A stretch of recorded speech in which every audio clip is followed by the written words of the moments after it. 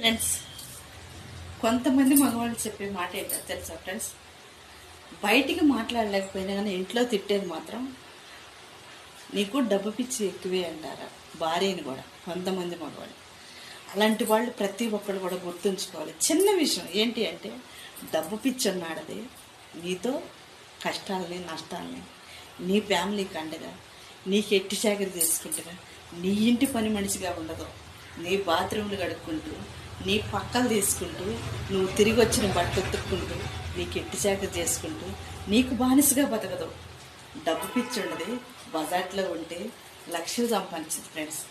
ఎందుకు ఈయనంగా నీ భార్యను నువ్వు అనుమానించుకొని అవమానించుకుంటే అదే పిచ్చి నీకుంది అని ఒక్కసారి మాట్లాడితే నీ ఇలువ ఎక్కడికి దిగజారిపోద్దో తెలుసా? అబద్ధాలు ఆడేవాడితోనైనా వాదించలేను, మోసాలు చేసేవాడిని మార్చలేను.